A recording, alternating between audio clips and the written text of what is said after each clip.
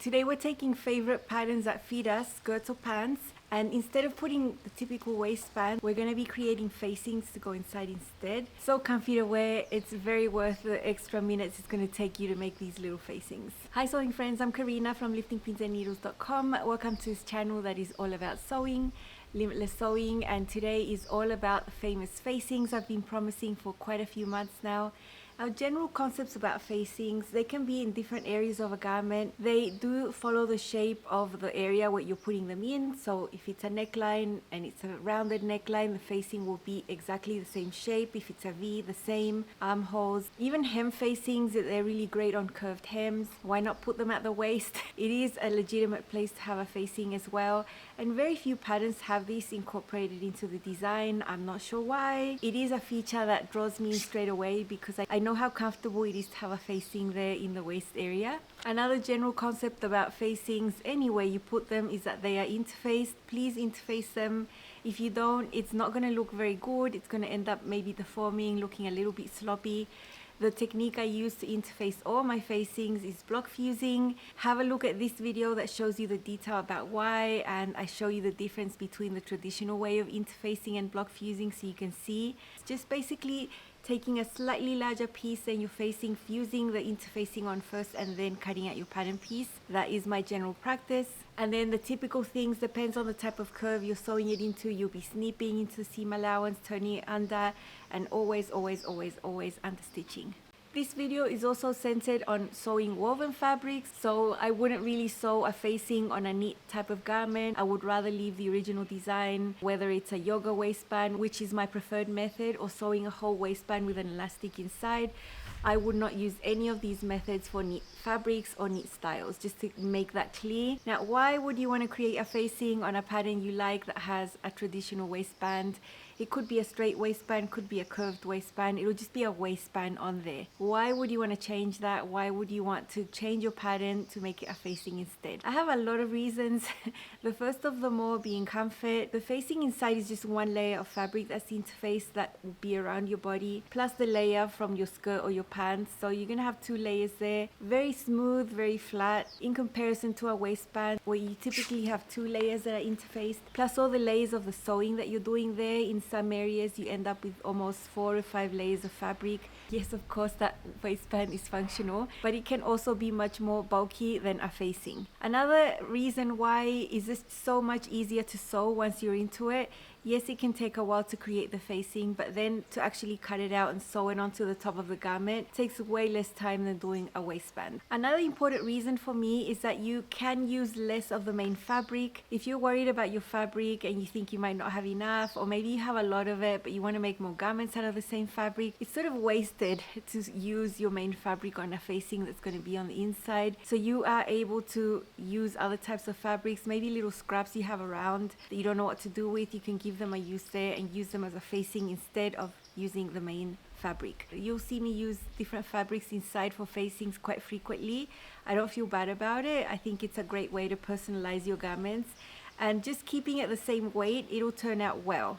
I'm not going to use a rayon facing on a pair of denim pants. Just keep the fabric you're using inside the same weight and you'll be good. What styles of bottoms can work with a facing? I would say most of them. So if you have a pant or a skirt that's pretty simple at the front, has maybe a dot on the front or on the back, a zipper on the side or on the center back, you could do a facing there instead of a waistband. Of course, you have your pull-up, flat front, elasticated back. That would also work. If you have a garment that's pull-up, elasticated all the way around, you can also replace the waistband with a facing inside. Then you have your garments that have maybe a dot at the back and then a fly front zipper. And the waistband, you can also transform that into facings. There's actually two styles that I wouldn't use facings for. One of them, those wider leg type pants or skirts that are sort of in right now that have a lot of pleats on the front. These are not closed pleats, these are open pleats. Right after the waistband, those pleats are open. I wouldn't put a facing under there because it would feel quite awkward to have that bulk of the pleat and the facing on the inside. You can't really top stitch it down, so I would rather keep the waistband for those styles. Same as those like tennis skirts that are pleated all the way around, pleat after pleat. I wouldn't put a facing on that either, so just keep the waistband there. Before we see the 3 examples of 3 different styles of creating the facing and sewing the facing, I wanted to let you know that tomorrow, the 29th of April, is when Love Notions is starting their 40% site-wide sale. So it'll be a special week. 40% off is quite a big discount. You can shop the entire site with one exception, and that is the latest pattern that was released, the crescendo jeans. Those are not included in the site-wide sale, but you can shop everything else, including the courses. Remember, I always have a code. It's a code that changes every 3 months. So you always need to check in the pinned comment or the description box to see what the current code is. Right now, the code is 10 lifting, and you can get 10% off on top of the sale price. So get ready for tomorrow. Start making your wish list. If you've seen a few garments I've shown you that you wish you could have, when there's a big sale, it's always a great time to get them.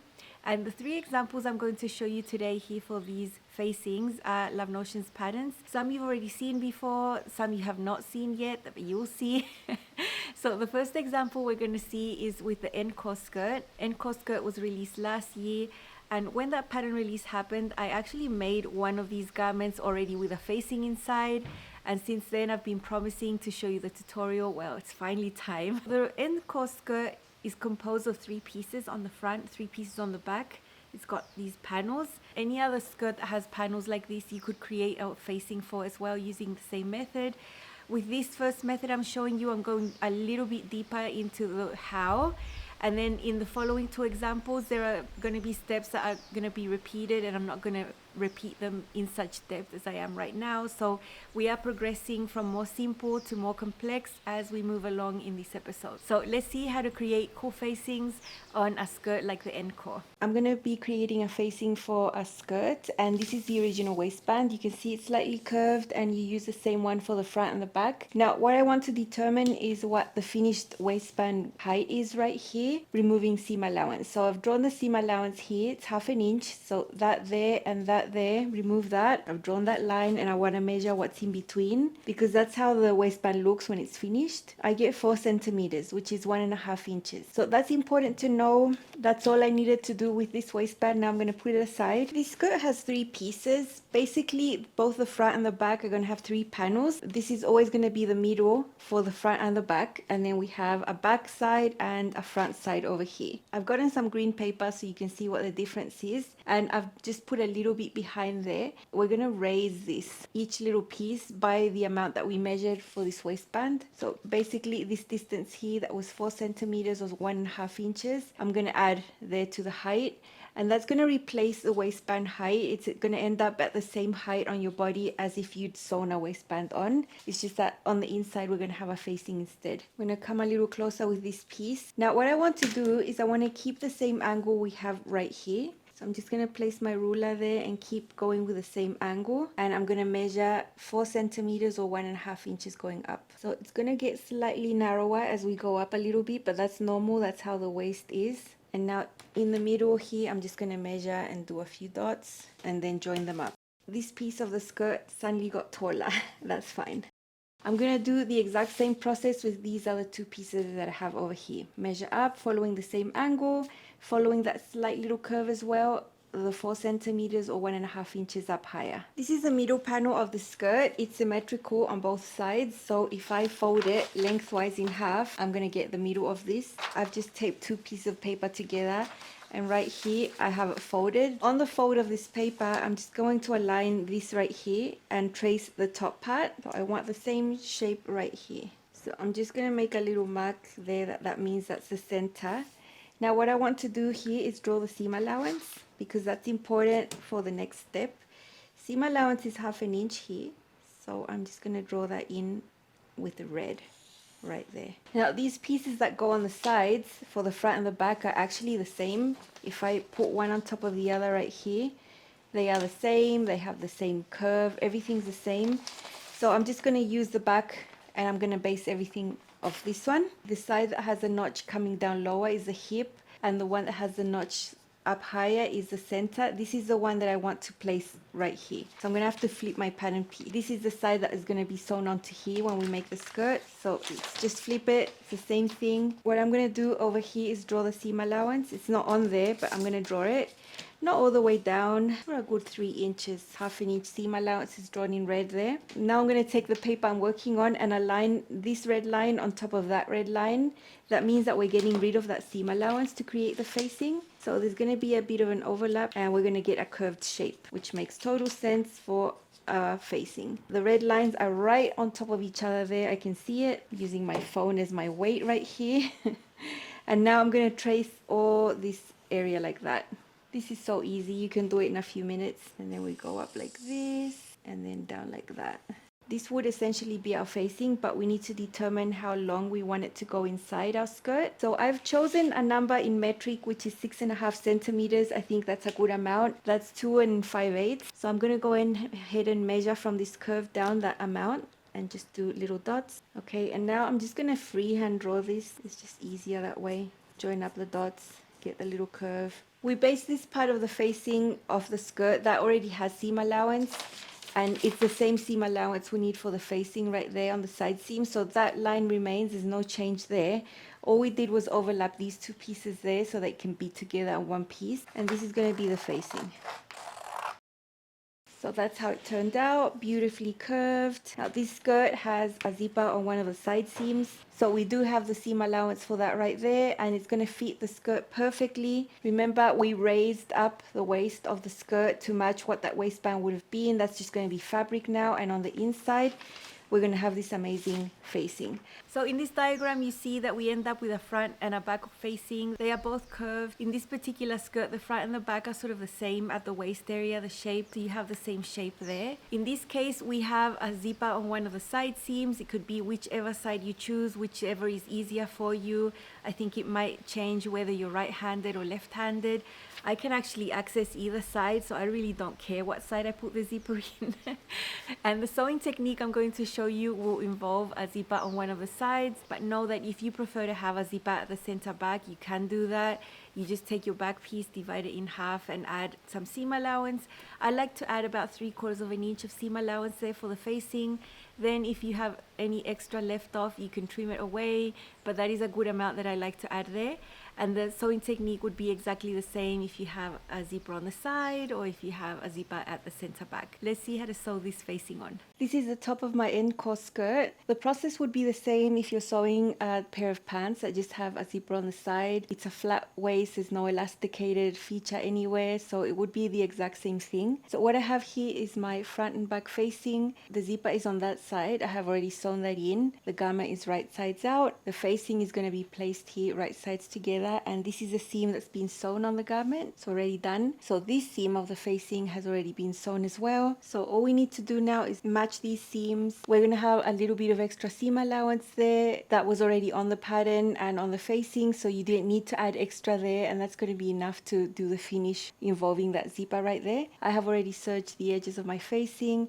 My facing is made out of a different fabric. This is linen. It's been interfaced using block fusing, and it's not the same fabric as this one. I do have some of this left, but I want to see if I can make another garment out of it, so I don't want to use up fabric for something that's not going to be seen. So it's perfectly fine to use something that matches on the inside, like this navy linen right here. So I'm just going to pin this all the way and then get it sewn. This is where the zipper is. Now the technique would be the same if you have a zipper on the side or at the center back, which is usually where you have zippers. A simple zipper will never be found on the front. On the front, it's usually the other technique with a fly front zipper insertion, so that would be a whole different thing. So don't worry where you find this, either on the side or on the back, it'll be the exact same thing.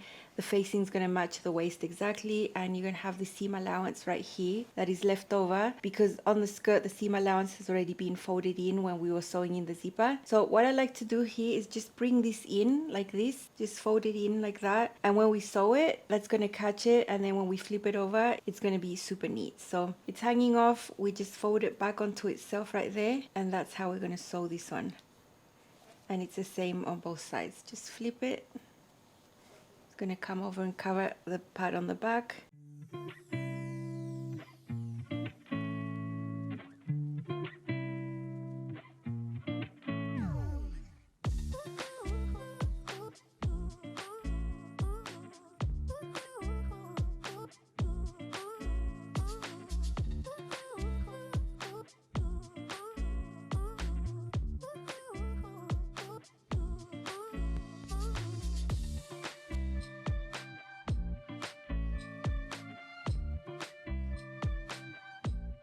This waist shape is pretty curved, so I'm going to do a few snips all around the waistline. Every inch or so is enough.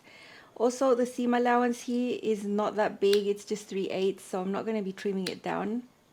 Now remember, we'd folded this under, so when we flip this like that, it's going to finish like this. We already have this fold that's going to come down over here. And then when we get to the top stitching part, we're actually going to sew right on top of the seam that fixed on the zipper. And that's what's going to fix this in place and also allow the pull to go up and down. So that's a really neat finish from this side. But first, we need to understitch. I'm not going to understitch right from the edge. I'm going to leave a little bit free, about 5/8 of an inch. We always push the seam allowance underneath the facing right there, and we stitch right there on the edge. This is something you do for any facing, on a neckline, on an armhole, on a hem, anywhere. So it's not different here just because it's on the waist.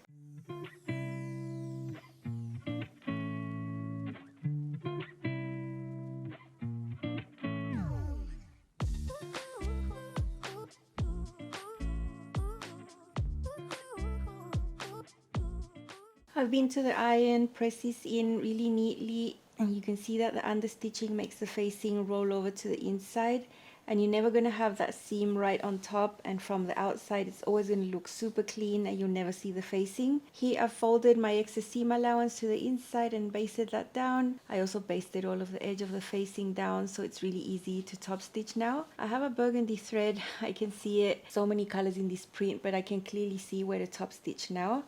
And I'm going to start over here, top stitch right on top of where I sewed the zipper, pivot, and then keep going all the way around and until I finish on the other side, and that'll be it. Super easy.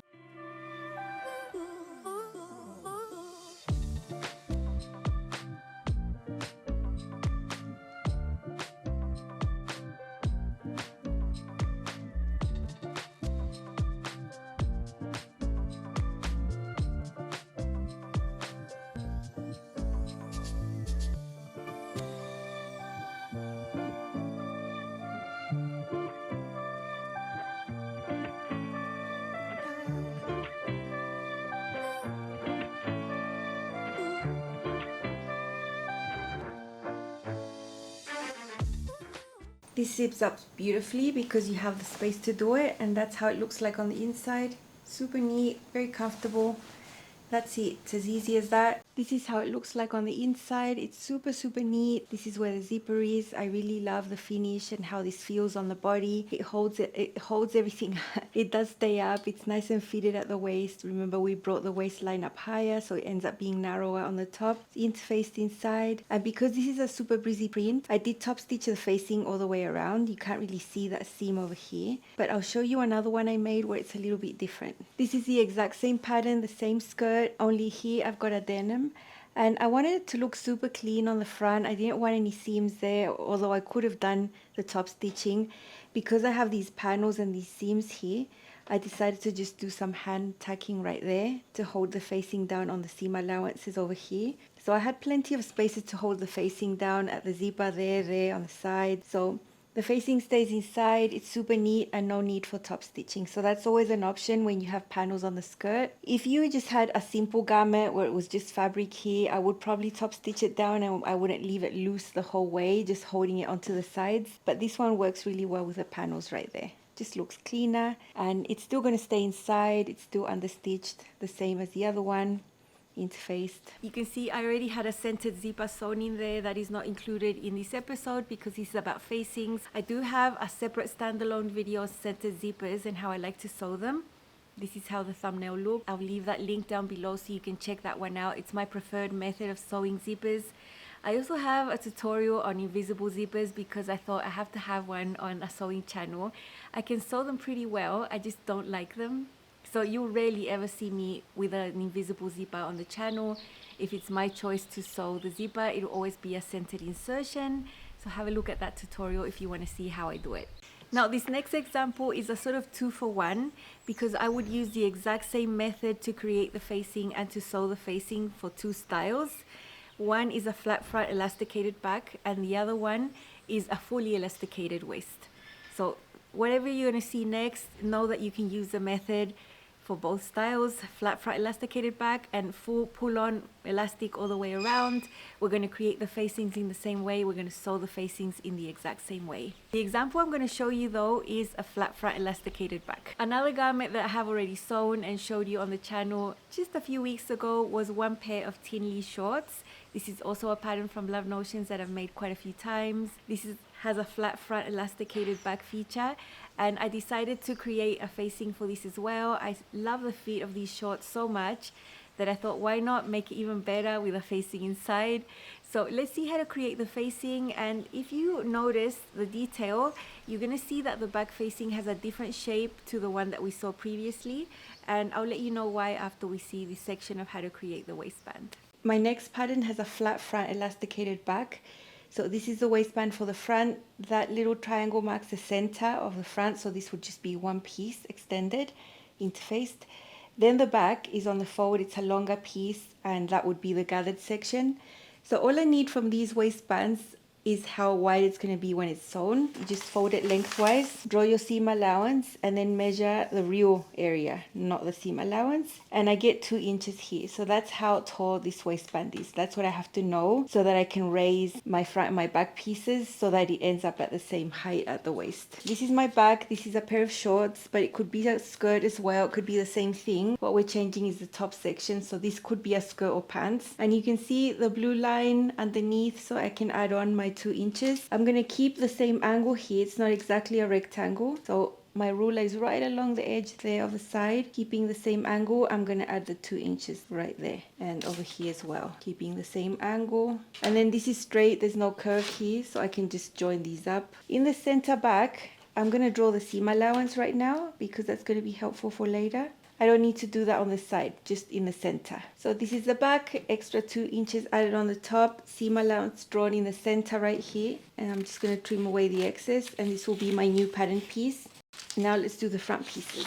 For the front, it's a little bit different. I'm going to draw the line here for the pocket opening so you can see it. That's what the difference is. So this could be either skirts or a pant, has a pocket detail. You can see that there. It is optional. You can fold that away if you do want the pocket, but you can leave it extended if you don't want to. And over here I have the pocket pieces, the pocket lining and the pocket bag. These 2 pieces, I'm going to stack them on top of each other. I have already added extra paper here on the top, but I'm going to make sure the pocket pieces are right on top of each other here. But here you can see the pocket bag behind the pocket lining. They're right on top of each other. And now I'm going to align this to that. I'm going to stack the 3 pieces right on top of each other. I can clearly see that even though I have extra paper, I can still stack them on top of each other so that they're all at the same level. That's how they're going to be sewn in the end anyway. Now this line that we have here, this pocket lining that has a slanted pocket opening is going to change. It's going to become narrower as we go up higher in the same angles. So keeping the same slanted angle, I'm going to draw the 2 inches up here. You can see how it goes higher and a little narrower right there.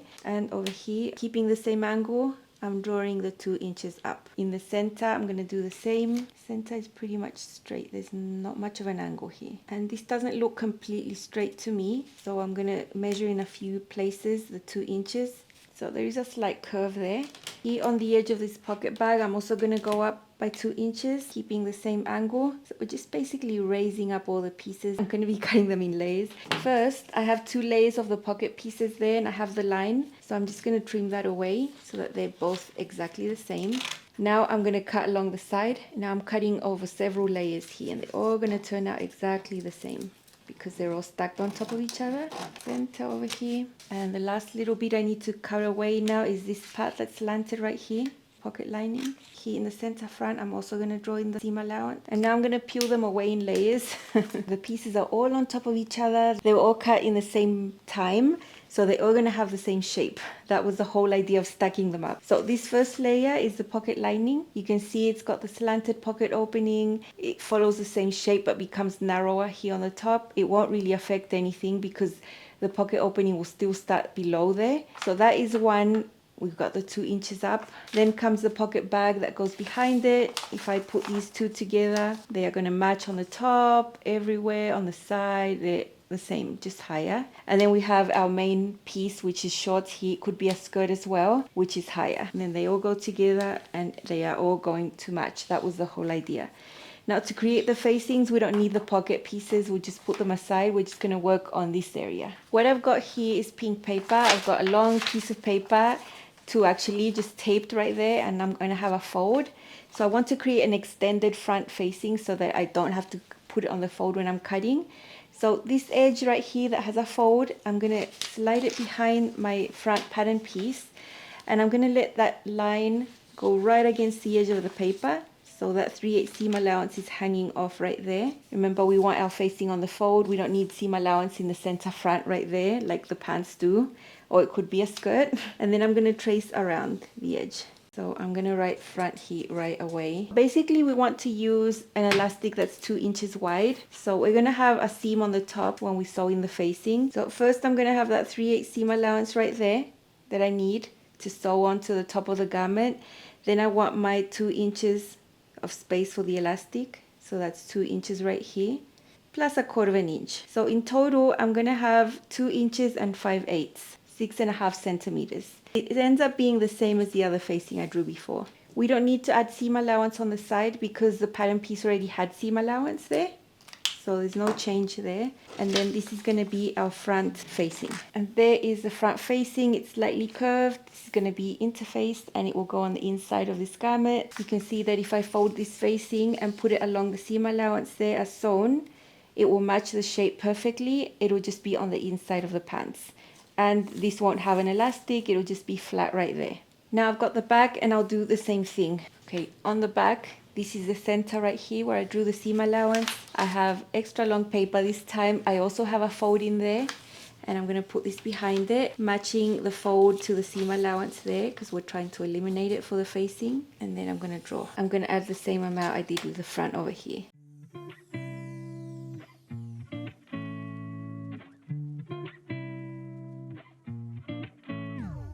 You can see that the back facing has a different shape than the front. It curves up like this.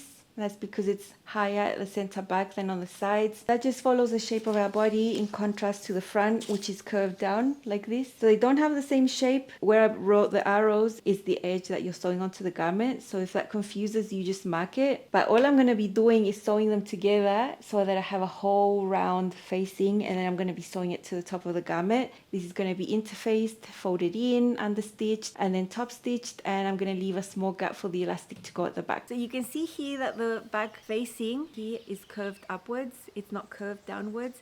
And this is because the back of these garments have all the ease that you want. There's no dots there. You know, we have a shorter rise on the front and a longer rise at the back, and that's anatomy. I'm not making that up, and garments need to reflect that. So that's why you see it goes curved up on the back, because the rise is taller there. But as long as it matches the shape of your garment, when you actually sew this in and put the elastic in, it'll be all perfectly fine.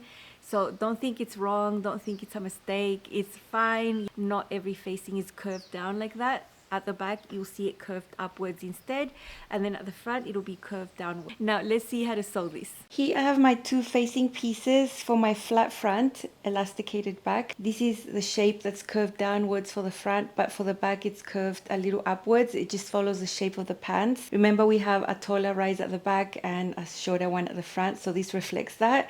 To not get confused, I just mark little yellow dots here so that I can remember that this is the side that's going to be sewn onto the top of the garment, and I've done the same up here. So along this top end, I have the little yellow dots. I've marked my centers, and now I'm just going to place them right sides together, and this is how this is going to be sewn. The main fabric I'm using here is a black linen. I have already serged the bottom edges, as you can see, and I've got black interfacing on this side. That's already been done with block fusing. So I'm just going to align them and sew them at 3/8.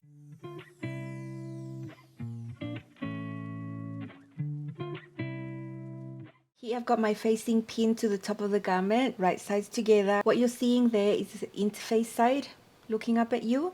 So I've just pinned that all the way around. It matches 1 to 1. It's going to have the exact same shape. Remember, we created the facing from the pattern pieces. I made little marks at the centers, so everything matches up real good. I'm just going to use pins for this fabric. This is denim, super easy to work with, and then I'm going to sew that all the way around, and I'll be back to show you what's next. 3/8 of an inch is an okay seam allowance to leave inside a facing, so I'm not going to need to trim that. Okay, here is my seam done, very neatly done at 3/8 of an inch. Now the front is slightly curved, so I'm going to do a few snips in there. The part of the back does not need to be snipped because it's curving outwards.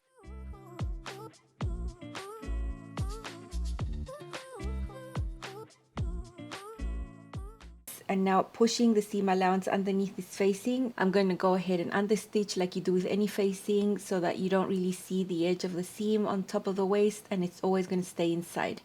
You can see that I've got contrasting fabrics here. My main fabric is denim, my facing is linen. I don't have any problem with doing that. It's actually going to end up less bulky. I didn't have any denim left over, so never doubt yourself if you want to use something else on the inside. It's a great way to save fabric and use up little bits of other things you have left over.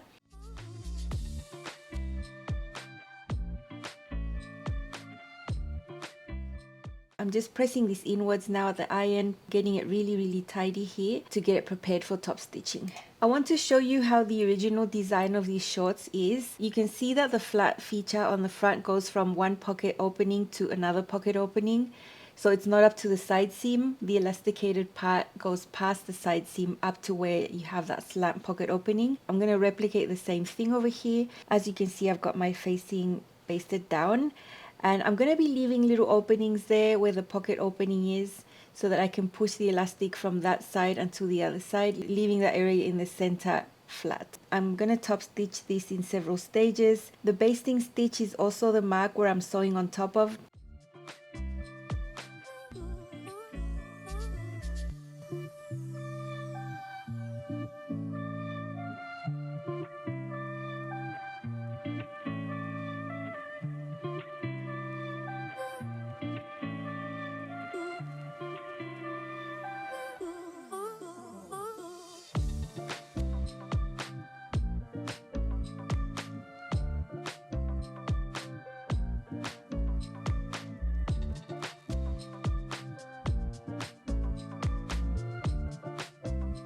I've top stitched the facing down. This is where the entrance of the pocket is, and this is where I've left the gap. It's looking loose there. Once that's top stitched, that will hold this down. And from here is where we have an opening to put the elastic through, and I have that on both sides. We want this center area to stay flat. So I'm going to start from here. I'm going to push the elastic through there and then come out this other side. I already know what length of elastic to use from my other shorts that I've made in the past, so that's something that you need to experiment, see what's comfortable for you. I'm going to push it all in, almost. I'm going to leave a little bit past this area right there, and then the way I'm going to fix it in place is to top stitch right there where that pocket opening is. So it's going to be right on top, and that's what's going to hold the elastic that's going to be behind the in place. Okay, so I've got the end of the elastic there. I can feel it. It's just past this area. So I want to top stitch this one down right away and finish one end at least. And now I'm going to sew right on top of that seam I already had from this pocket, right up to there, and that's going to hold the elastic in place, and then I can finish closing that section up.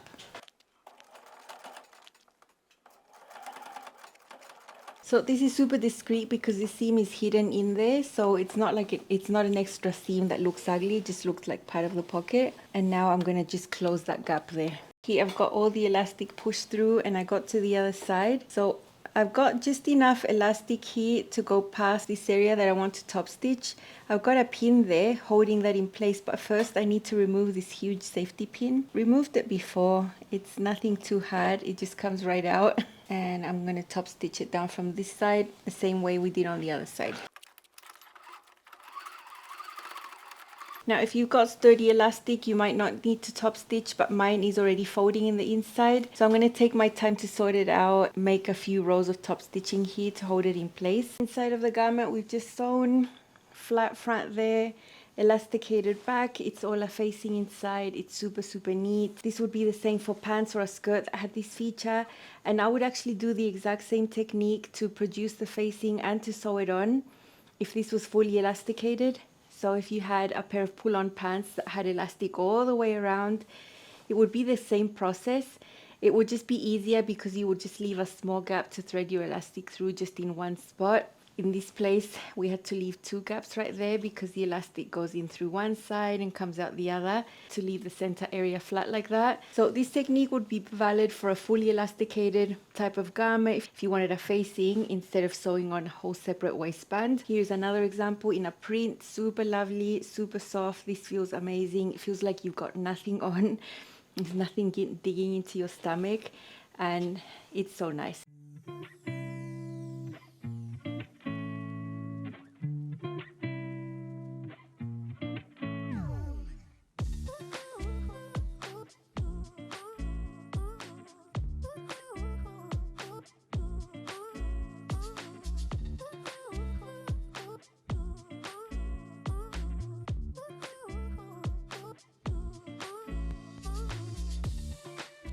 So I want to reiterate that what you saw here is a 2-for-1.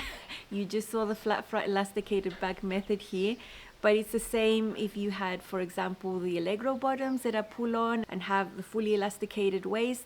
You would do the exact same thing if you wanted to create facings instead of the waistband. I would use the exact same method to raise it, to create the facing. It would be exactly the same. Now the third example, we're going a little bit more complex here, not because it's complex, but just because we have a dart now. The example I'm using is a garment I have already made last year as well. These are the Duet trousers from Love Notions. These originally do have a curved waistband, and I made a 100% linen pair with a facing instead.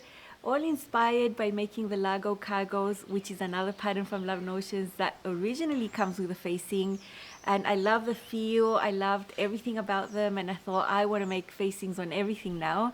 That's where this comes from. Although I've been creating facings for years in my own sewing when I was creating my own patterns. I love the Largo cargos. It's just a nice, comfortable pattern. The fit on the waist is just marvelous. And I want to show you how to create these facings.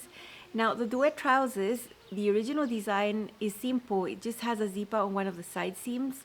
So that's what I'm going to show you now, how you eliminate that dart on the back. You're going to see with this one, we are going to end up with a curved waistband at the back that dips in. So let's see. So I'm going to add a facing to trousers. These don't have any elasticated feature. This is actually the curved waistband here. And the same as we've been doing with everything, I've drawn the seam allowance. In this case, it's 5/8. So I don't want to count that when I measure how tall this waistband is going to be once sewn. So I've measured that, and it's 4 centimeters or 1.5 inches, which is pretty standard for a waistband. I like it. I've seen others that are 1 inch. I think that's just too narrow. So I think this is good, and that's what this one has. So we'll put this aside. We're not going to use it at all. But now we know that we need to add 1.5 inches or 4 centimeters to all the pieces. You already know some of the concepts here. We have pockets, so again I have everything stacked on top of each other. The pocket lining is on top, then the pocket bag, and then the front leg. They're all on top of each other right there. Everything very neatly. It's all pinned. I have already added extra paper there. You can see that I follow the same curve coming up here, the 1.5 inches. As we go in, it will just make the waist smaller, which makes sense because you're going higher up in the body. Right here, where the pants are, that's not where the waist is, because remember, there's going to be a waistband right there. So I think that angle takes care of everything. So for this pocket lining, I've also increased it right there because that needs to happen. I'm going to cut this away right there. I'm going to cut them in layers like I did before. Now I'm going to cut this other layer over here, and that will involve the piece that's underneath, so they're all cut at the same level. Here we have the pocket lining, taller, follows the same shape. This is a piece that's cut on the fold on this pattern. Then we have the pocket bag, which is also taller right there. This one's also cut on the fold. And then we have our front leg. I have already made my rise adjustments, so that's something I did before making the changes. That's just my own personal fitting. Here I'm going to go up and raise this up and draw the line where I need to trim away there as well. This is the piece that's going to go sewn onto there, so this should have the same shape, and it does. So that's the front done. Now the back is simple. This is the back. This pink area is the amount I added to increase the rise on my own personal fitting, so ignore that. We have a dart on the back, so I've drawn that in blue. I've added the 1.5 inches, 4 centimeters like I did everywhere. Kept following that curve right there, the same angle, it brings it in. Drew my outline, and I just kept making that dart slightly larger, just following the same angle that we had. So at the top here, we're going to have less waist, which makes sense as well for what we want to achieve. It makes the waist a little bit bit smaller, which is what we want. Here in the center back, I'm going to draw in my seam allowance. I had already drawn it, but I'm going to mark it in a darker color so you can see it right there in blue. And you can see that the concepts are similar. I have paper. There is a fold on my paper right there. I'm going to align this right here with the seam allowance hanging off. So the folded edge of the paper is right on that seam allowance. I'm going to scoot this up a little bit. What's different about this one is that we want to eliminate this dart. We don't want to have a dart in a facing. That just does not make any sense. First, I'm going to mark how much facing I want. And you know I've been using 6.5 centimeters or 2 5/8 for all of mine. So I'm just going to mark that right here. So what I want to draw here is just from the center up to that dart. This is where I'm going to use my tracing wheel to mark this dart leg here so that I do have the little dots on the paper underneath. And then the rest I'm just going to trace like this. I'm also going to use my tracing wheel at the bottom here. So let's remove this. I can see what I marked with my tracing wheel here, the little dots. So I'm just going to join these up. Now I'm going to bring this back. And now I want this dart leg on the other side to be right on top of that line that we drew here. So I'm going to place it right there and I can see through my paper. And this in essence will close that dart. It's not going to be here anymore. I'm going to put a pin right here and come out on the other side. So I know I'm exactly on that line. So again, I'm going to use my tracing wheel to mark this at the bottom. I already have that dart leg marked there. And I'm going to trace the rest. So what I want to do is round this out a little bit because it's a little bit jagged. You never want jagged things on facings inside. So I'm just going to round it out like here and up here as well. So when I open this up, this is going to be the center of the facing on the back, and you can see it's curved like this. It will follow the shape. The dots are no longer there. So when you sew this onto the top of the pants or skirt, you are going to have a dart in the main garment. No dart here, but it's still going to fit on the top really well. These particular pants have a zipper on one of the side seams, so that's already included in this facing. You don't need to add anything there. Here we have more paper folded right there, the same. And to make the facing for the front, I really need to put my pocket bag behind it to complete the hip area, or else I just have a partial piece right here. So I'm just going to pin these together right here so that I have a full front, including this area right there. I have already drawn the seam allowance in the center front in red, but I'm going to mark it again so you can see it. And it's all the same technique. You just need to adapt to different things, whether there's dots or not, slightly different shapes. Hope you get the gist after seeing all of these examples. So the fold of the paper underneath the seam allowance is hanging down there. And I'm going to trace here.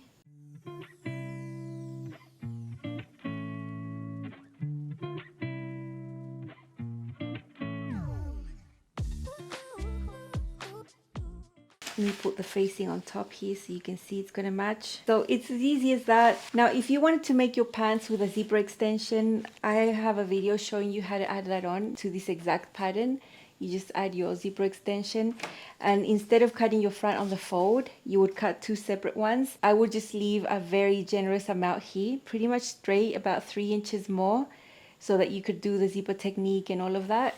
So that's something extra that you could do if you wanted. So if you want to create duet trousers, very, very simple with a zipper on the side seam to sew this facing you've just created, go ahead and use the method that you saw, method number 1, and you will be sweet, you'll be ready to go.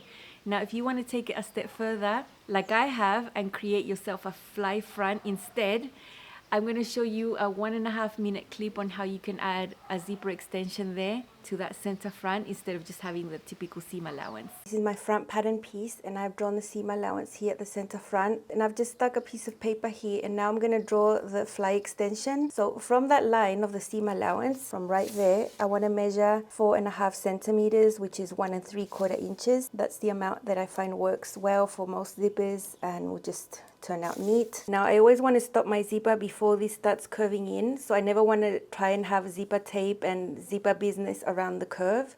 So around here. Now, if you look this way, this is where the fullest part of the hip would be. So if the zipper stops there or a little below, then you'll be able to get into your pants because that is supposed to be the widest part of you. So considering that, anywhere below this point here is going to be okay. So I'm going to make a dot right here. That's where my zipper is going to stop, right here. From that down, I'm going to measure about 5/8 of an inch, and now this is where I'm going to curve in, and I can just do this freehand. This is going to be my front now. Section right here is going to be the fly extension, and that is the section that I want to interface right here. Easy peasy. And to make the fly shield, what I'm going to do is just trace this same shape right here that you see from the seam line this way. This is a fold of the paper, and I'm just going to put this behind this area. Align the edge right there. Just copy this curve, draw a little dot right here. So this is going to be my zipper shield.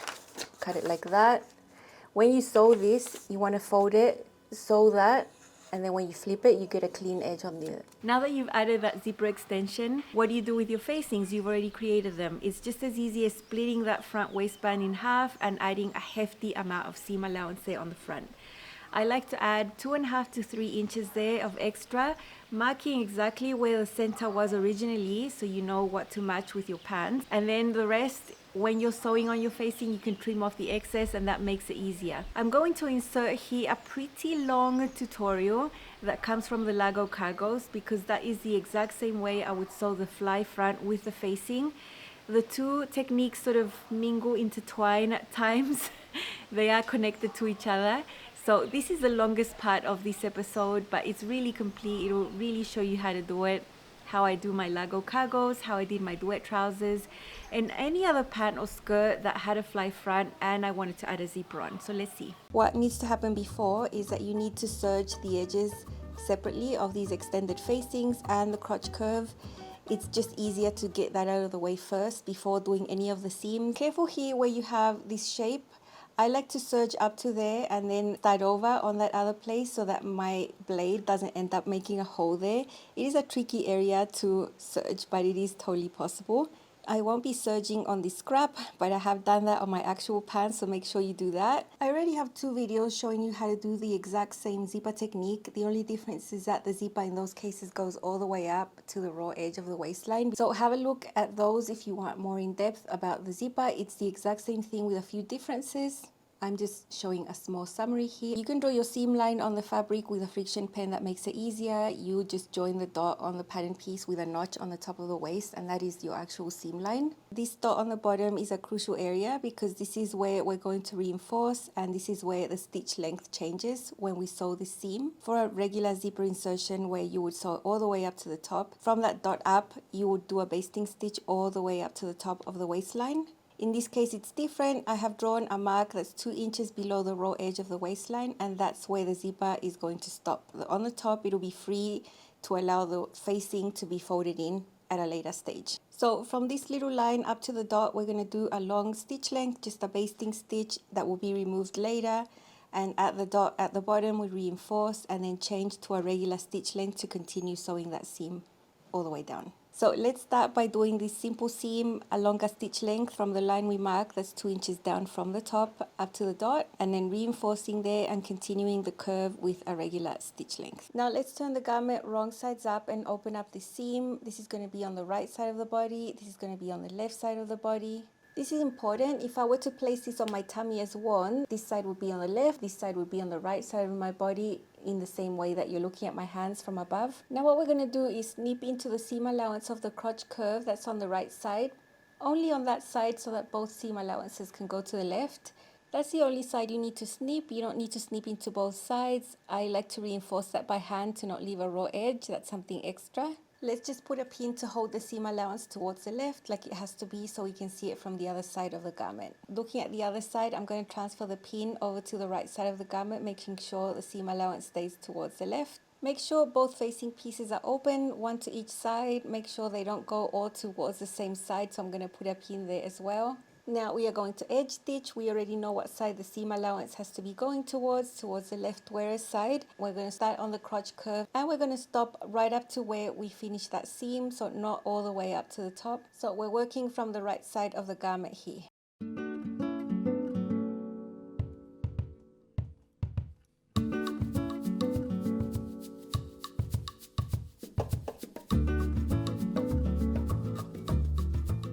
Okay, that's how it's looking with the edge stitching done. You can see the right side of my fabric is shiny and then the wrong side of my fabric is not shiny. Let's turn it back to wrong sides up so we can extend these facing pieces again. Wrong sides up. Now from the seam line towards the left side where we see the L there, I'm going to draw a line away from the seam line that's 1/4 inch. I'm doing that with a friction pen. For the real deal, I did measure this and do it very neatly. I'm just drawing it with my pen here, no measuring, but you get the idea. Remember when we did the seam line, there was a dot where we reinforced and changed the stitch length. I'm also going to mark it over here on this wrong side so that I can see where the dot was. Now we're going to take our zipper and we're going to put our zipper right sides together with these facing pieces. That means that the zipper pull is going to be touching the facings and the edge of the zipper tape is going to go along this line that I drew previously. From that little dot that we just marked, I want to make sure my zipper stop at the bottom is just a hair above it, maybe 1/8 of an inch, so that I don't run into this with my needle later on. Remember, the pull is touching the wrong side of the fabric right here, and I've got the zipper tape aligned with that blue line I had drawn previously. Holding everything in place, I'm going to pin the other side of the zipper tape onto the right facing, only to the facing, not catching the leg. This can be done super quickly once you get used to the technique. You can be done with your whole zipper in like 2 or 3 minutes. Now remember, we're not sewing the zipper tape all the way up to the waistline. Remember, we have that mark 2 inches from the waist down. We are going to have an excess of zipper tape and zipper teeth that we are going to remove later. On the other side, I can clearly see up to where I sewed. So I'm going to poke a pin right through there so I know where to start sewing my zipper tape. I'm going to make a mark all across the zipper tape so that I know that is the correct height. So I'm going to sew the zipper tape from that line all the way down, holding it in place. Get your zipper presser foot ready. Use the left side to clip it on. I'm going to move the needle to the left so I can get as close as I can to the zipper teeth. And I'm going to start sewing from that line that I drew, reinforce, down. That's all done, and now what we're going to do is flip the zipper tape so that we see the zipper pull. This is how much the zipper is going to be offset towards the left side of the body. This is not a centered zipper insertion. So you should have this excess right here, and we're going to fix it down by edge stitching. I need to change the position of the zipper presser foot to the other side to do this. This type of presser foot just allows you a closer access to sew next to the zipper teeth, and we need to return the needle to its original centered position. Remember, we're sewing from that mark where we started sewing, not from the edge of the waist up on the top. Okay, so that's done. Now we can flip our zipper back to how it was. Now this next part is where a lot of people make a mistake, where you assume the zipper teeth are going to be right on top of that seam,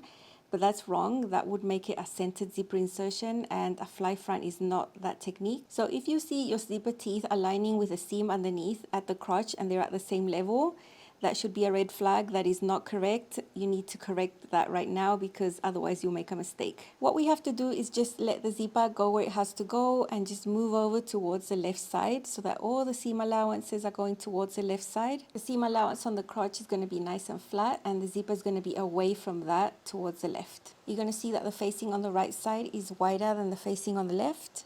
Having all of this flat and nicely laid, it's time to sew the tape that's still loose over to the left facing. We're just going to pin that in place. Make sure everything is correct before pinning it down. Let's sew this down. In this case, you don't need to be that close to the zipper teeth. Remember to stop where your mark is. Don't go all the way up to the top. After doing that first row of stitching, there are other people that like doing a second one so that this is super reinforced. You can do that if you want to, and just do one close to the edge. One is fine for me. Now we flipped it over to the right side. Over here on the left wearer side is where we have all the zipper underneath. I'm going to mark an L there. That's where we do the top stitching traditionally. From the seam line towards the left, feel your zipper teeth underneath. Usually you can mark from 1 inch to 1.125 to 1.25 to do the first row of top stitching. I'm going to be doing 1.125 inches for this one. I prefer a narrower look in general. I think wider looks more like men's jeans. At the bottom with my fingers, I can feel where the zipper stop is, and I'm going to just freehand draw this curve going underneath the zipper stop, making sure my needle is not going to bump into it when I top stitch this. Even though I've drawn my top stitching line all the way up to the top, I'm not going to be sewing all the way to the top at this point, because I want to be able to get in here and cut away some zipper tape and teeth later. If I already top stitch this down, there's no way I could get rid of zipper tape right here. I could get rid of zipper teeth, but I couldn't get rid of zipper tape. So that's why I'm only going to start sewing from the level that I've been sewing along the whole way, which is 2 inches down from the raw edge of the waist down. So from here down to there. Again, I'm bringing over the zipper presser foot because it just gives you better access. The left part of the presser foot is not going to bump into the teeth there like a regular presser foot would. I'm just going to be careful and follow my mark, being as accurate as I can. With this top stitching, I'm actually catching the zipper tape underneath as well, so it's going to be pretty reinforced. Sometimes if I'm working with a really busy print, I'll just do one row of top stitching, but if it's jeans or linen, I'll do 2 rows, and with the second one I'll just use the edge of the presser foot as a guide against the stitch I'd just done to get the second row to look nice and neat. This is how the zipper looks up to this point. Of course this is fake. This is just made from scraps. I just thought it was going to be easier to see with this light color fabric and dark thread. The zipper is still in there. I'm still not going to unsew the basting stitch. At this point I'm going to leave the zipper just like it is. I like to get it out of the way when I start sewing the pants, so this would be one of the first steps that I do in the actual pant construction. Let me show you what it looks like on the real thing up to this stage, because it's exactly the same stage I'm at with the real pants. These are my real pants. I'm using red linen. I decided not to do the edge stitching on the crotch and all the way up. I want it to just look super clean. I think that is an optional step. It just depends on the fabric. If it was denim, I would have done it for sure, but you don't need to do it if you don't want to. I'm also not planning to top stitch the crotch on the front at all. Even later, I just want to leave it nice and clean. I want to leave the seam allowances inside nice and free. As soon as you top stitch seam allowances down, especially on a curve, you create a sort of tension on the inside, which I want to avoid for these pants. You can see that the top stitching only starts 2 inches away from the top edge up to this point. I reinforced that by hand so it's really neat on the top, and you can see my 2 rows. I still have my friction pen mark there that's going to come out with the iron. This is how it looks like from the wrong side. I'm marking the right wearer side and the left wearer side on the facings there, so you can see that the leftover facing on the left is much smaller than on the right side. That is correct. These edges were serged separately first before doing any of the steps. As I mentioned, this is a real thing, so I did serge these. At this point, this is all I'm going to do with the zipper. I'm going to continue constructing my pants, and I'm going to return to finish all the details of the zipper when I'm at the stage where I'm ready to sew on the facing, which is towards the very end, once the side seams, the inseams are sewn, all of that. So there's quite a lot to do until we return to the facing and the zipper at the end. Here we have the facing pieces. Now you're going to have a really straight edge, and this is actually where the grain line was. So this is on the straight of grain there. But as this keeps curving out, it goes off the grain. And this is actually the center back. That's what we're going to sew together, 3/8 seam allowance and press open. Now if we extend this, we're going to have a curve like this. Goes like that. It's going to follow the shape of the waist, and this bottom edge, the longer curve, this is the one that you would serge so that you get a clean finished edge in the original pattern. Now I have made my facing just 1/4 inch longer so that I can fold this in by 1/4 inch instead. I like that finish, so I'm going to go ahead and do a quick guide stitch so that I can use it to guide my pressing, so that this can be super neat like that. I've been to the iron, press the bottom edge up. Remember, this is the original length of the facing. You could have serged that, and that's the same technique. It's just that I extended mine a little bit so I can have this folded edge. I did that with a guide stitch, and it's all very neat. I matched the center back with the center back. Now when you keep going over to the left side of the pants, this is where we have the top stitching, and this edge is actually the center of the pants, and that's going to match the notch that you have over here. This is designed to be trimmed off, so that should match here. And then in a sec, we're going to trim off a little bit so we can finish that. But just leave it. It's just easier to have a symmetrical waistband and trim off the excess than have a right one and a left one. That can get pretty confusing. So just know that on the left wear side, where we have this, we're going to have a little more excess than on the other side. This little mark should match this fold that we have over here. And then when we go around the other side, it's a little different. Now, when we open this up, you can see the interfacing. That was actually the seam line there. Put a pin, but this is folded like this.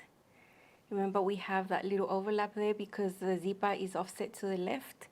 So let's just situate this like it's supposed to be. Where the pin is, that is actually the mark, the center of the pants. And in this case, that is where the dot is going to reach, right here. We have excess here as well, and we need that excess because on this side, we're even going to have more excess this way once we put the zipper shield behind that. But for now, I'm just pinning. Everything matches 1 to 1. Stay stitching is there. You can see how much it's frayed over the course of the sewing of these pants.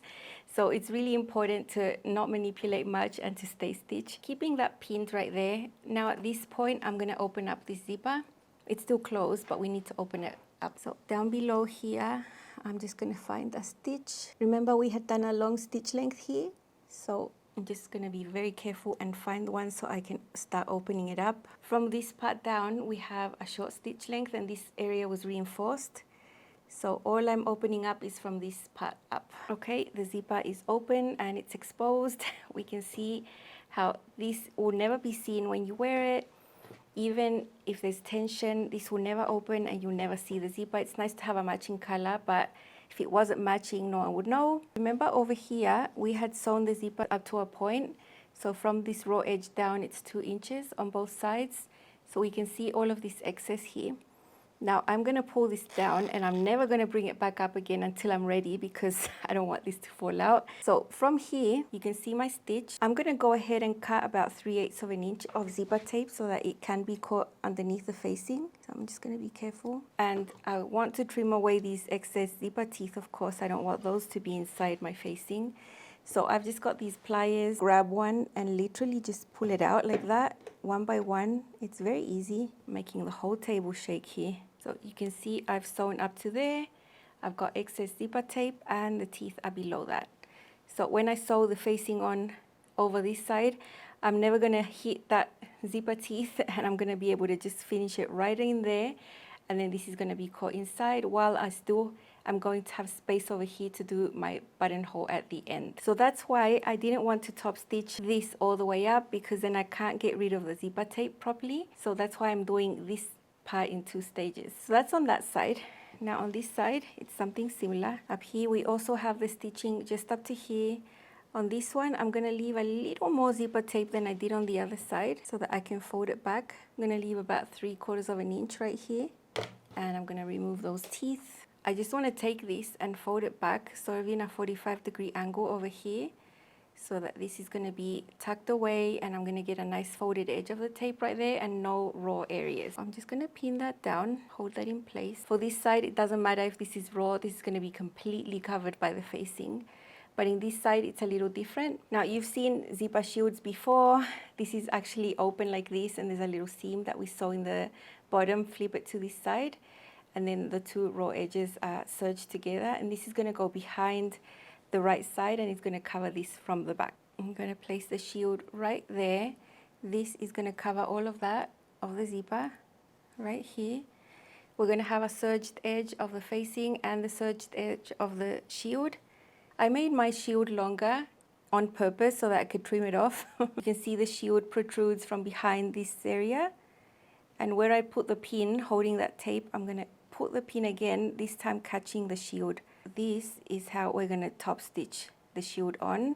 So basically, I'm going to stitch from here, right on the edge, catching all of this, going on top of that little seam that we have there, as far down as I can, as the zipper pull will let me, because it's hard to get easy access down to the very bottom, but as low as it can go. This top section where there's no tape, this looks wider, but once you get down, it's the same width. It's just looks wider because there's no zipper tape, and there's zipper tape over here.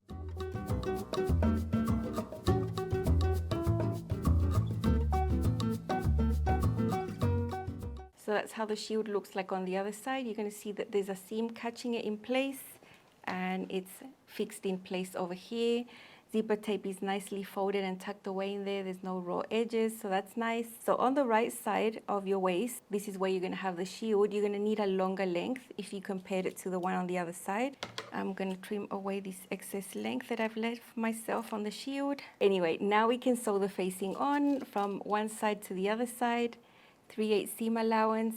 So I'm going to start over here, go all the way around.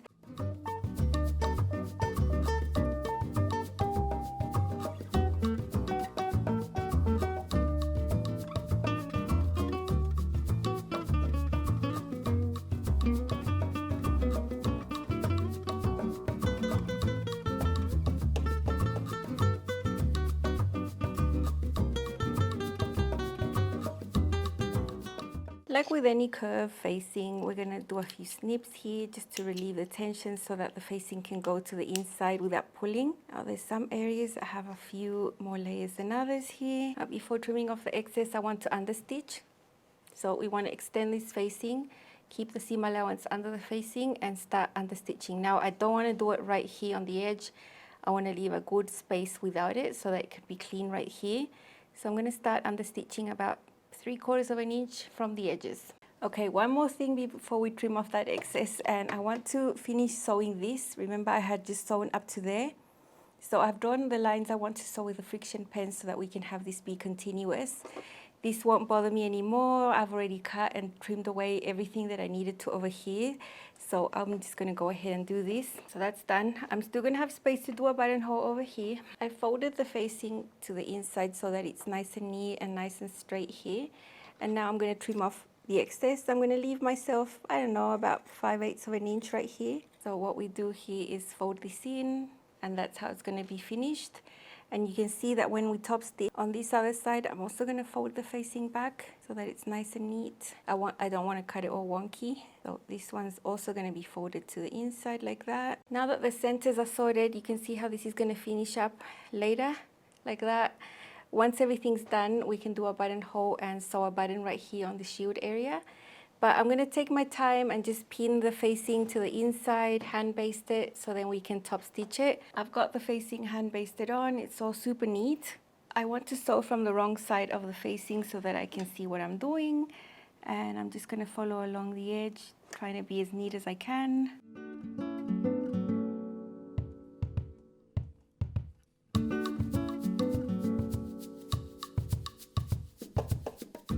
Okay, it's done. The pants just need a good press. This is actually the last step of the whole pant because everything else is done. And it's so neat. And now the last step is just to do a buttonhole right here. In the tutorial, you saw red pants. These are actually pink pants, but they are exactly the same. I've sewn them in the exact same way. So you can see how the facing looks so neat on the inside. The difference with this facing is that it comes in a pattern already done for you. So the only seam on this facing is going to be on the center back over here. And that's fine. But when I'm making my own facings, I prefer to have a seam on the facing as well that will match the side seam of the garment. It's much easier to do alterations later on down the line if you need to let it out or take it in. It's just harder to do when you just have one whole facing piece. So you will find some patterns that just have a long piece and no seam there. That's fine. When I create my own, I'd rather have the seam right there. So that's this one here. These are the Largo cargos. These have a facing finish in the pattern, so that's amazing. Feels great, and this is what actually got me motivated to start creating facings on other things that I also like. Now with the Largo cargos, you see that there was no involvement of the pocket in this zipper at all, and that's because the Largo cargos have patch pockets. They are cargo pants. But the Duet trousers have different types of pockets that reach all the way to the seam of the zipper. So let me just show you some small changes I did with my linen Duet trousers where I added a facing so you can see what changes, although it's pretty much still the same. For my facings, I've decided to use cotton, and this comes from one of my husband's older shirts. It is fairly lightweight cotton, it is for a shirt, so I wouldn't want to just interface this with my regular very lightweight interfacing. So I've got it interfaced with something different. This is a woven interfacing. It's a little heavier. It looks like a cotton gauze wood, only on this side it's fusible. So I reserve these for projects where I really want to add a bit more weight to the fabric, like in this case. I've created facings that are going to have side seams. I prefer doing that than having one continuous one because this allows you to adjust if you need to. So this is the back. You can see it's curved. It's already been cut and interfaced. I did that by block fusing, and I'm going to do the same with the front, with one exception though. Because this is a contrast color, I don't want that to be seen on the centers, and it's inevitable that you might see a little bit there if you leave the same fabric. So coming in towards the center of the front facing, this is the side seams right here. I want to have a whole chunk here that is going to be linen, the blue linen that I'm using for my pants. So I just cut a piece of the cotton, I added on a seam right here and stitched on the main linen right here, pressed the seam open, and now this is the larger piece that I'm going to interface and then cut out my facing. So I have my interfacing already cut out. I'd rather interface the seam on top there so it's less bulky right there. and then I'll cut out the front facing, and this area that is going to join in the center is going to be the main linen, and you won't see the contrast fabric inside. I want to show you what I've done to stabilize the waist area for these pants. This is the back. You can see there's a curve there. There is going to be a dart over here. While I still had my pattern piece there and everything was intact, I just fused some interfacing there, non-stretch, very lightweight. This is going to replace stay stitching, and it gives you a really stable waist. Linen is fairly loose woven compared to other fabrics, and it can really stretch out easily. Then your facings are not going to fit and you're going to end up with a gaping waist. So I would do this with 100% linen every single time. I did the same thing for the front. You can see the black outline of where I interface the pocket entrance here. This is curved. This can also stretch out in the form. The waistline or the zipper extension area I also interfaced. If this was a heavier denim, I wouldn't interface this area, but for linen, I would. You need that structure there to hold that zipper in place. I'm doing the details of the front first. It's usually what I do. I always want to get the zipper out of the way so that I can forget about it. And if I was sewing pockets where the pocket bags just went up to here and the pockets had no involvement with the zipper, for example, these are curved, but they could be smaller. In this case, they go all the way to the center. That's why I want to sew the pockets first, so that I can have all the pocket bag right there. And then I can keep sewing the zipper because it's going to involve the pocket as well. But I have done the first steps though. I have serged all of these edges separately, as you can see there. I have done my basting stitch from here up to the dot where I'm going to start my zipper. So that's a basting stitch from here to there, and then a regular stitch for the front crotch. So that's done. But I'm not going to continue. I'm going to continue with the pockets. Okay, the pockets are in. This is the wrong side, obviously. It looks really pretty. This is how it looks like from the right side. You can see that that linen piece covers the area where the pocket entrance is going to be. And it all matches up at the hips. I serged and sewed all of this over here. If I move this out of the way, you're going to see the pocket reaches all the way to that seam that I had already done. The other thing I did here was hand baste them onto this area so that they're fixed in place and they just become part of the front piece now. From the right side, there's a lot of hand sewing right there, but that's going to come right off. It's not going to interfere with the zipper installation at all. It's just something that you need to ignore. And then on this side, it's the same. So you can see it goes all the way up to there. It's hand basted, really flat. Just ignore it, pretend it's not there. And now we're going to carry on and put the zipper in. When we do the several steps of the zipper, we're going to be catching part of this pocket at some point when we sew zipper tape down. When we do the top stitching over here on the left at the end, you know, that fixes everything in place. It's going to be catching all of this. I already have tutorials on how to sew the zipper. Nothing is going to change. It's going to be all the same. It's just that we have all of this going on underneath.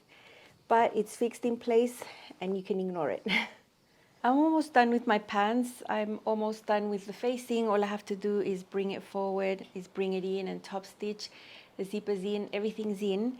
And on this side where we have the zipper shield, I'm just going to sew this onto the pocket bag. So all I did was put my hand through there and I'm just catching that extension with the pocket here with my finger in the middle so I don't catch the main layer on the other side. And I'm just using navy thread. I'm doing it in this serged area. This won't be seen and this will just catch it. Otherwise it would end up sort of loose on this side. I have my longest finger under there touching in between so that I don't catch the main fabric over here because I don't want to catch that layer. This extension that's here behind the shield, all I did was sew the pocket bag behind it in place and just keep it there. Just regular stitches, nothing special in that serged area. It's literally invisible. Then this is all going to be covered by the facing there. That's what happened on this side. On this other side, you don't need to do anything because when we top stitched the zipper like that on the left side, that caught this area and then this side is completely closed. These are the Duet trousers. These in the original pattern have a separate waistband on top, so you see how I raised it to create my own facing. My pocket bags here use the same cotton I used for my facing pieces right there. That's why it looks funny over here. On the back you can clearly see the facing right there. The technique I used to show you how to sew the zipper and the facing is exactly the same for these as for the Largo cargos. I did the exact same technique. I always knew I was going to use a contrast facing, but I didn't want that facing to reach the center because you can Sometimes you can see these areas here if you have a print. So I just added a piece of linen there and a piece of linen there. It's all interfaced so that when I'm wearing my pants, you would just see linen on this area. And then the cotton facing starts further from where you can't see it. So this is cotton, amazingly soft, feels great on your skin right here. And I love doing this. Using up one of my husband's shirts was great for this. And the fit of these pants is the same as the original. It's just that they have a facing instead and they feel so comfortable on. I hope this was helpful for you. I hope you take the plunge and create some facings for yourself. It's just such a comfortable way to wear your bottoms. It just feels so amazing at the waist. And always remember, what I show you here can be either for skirts or pants. Just forget there's a crotch there. The crotch, whether it's there or not, is the only difference between skirts and pants. But the waist finish could be finished in the exact same way. So know that you can use interchangeably for skirts or pants. Remember, you can always change the position of the zipper, the style of zipper that you want. I sometimes add a fly front zipper on a garment that is super simple, that just has a side seam zipper. That's totally my choice. I would usually do that when I'm using solids. If I was using a super busy print, I would probably just keep the zipper on the side because you wouldn't even see the fly front zipper. So just think about why you're doing certain things on certain fabrics and if they're going to show your effort or not. If you see a pattern that has a side seam zipper and you hate them, just put it at the center back. If you see one that has a zipper on the center back and you don't like them, just put it on the hip. You know, you can play with that, and you can also play with the way you make your facings. Just add the seam allowance where you know you want your zipper to be in, and you will be sweet. Remember that tomorrow, Monday, starts the grand sale over at Love Notions, 40% off, spring sale, the whole site except for the crescendo jeans. And always remember to use my code 10lifting at checkout for an extra 10% off on top of the sale price. This week, you'll be seeing me a lot. You'll be seeing me tomorrow as well. So yeah, you get used to my smiling face this week, and I'm excited to share all the special things I've got for you this week. See you soon. Bye.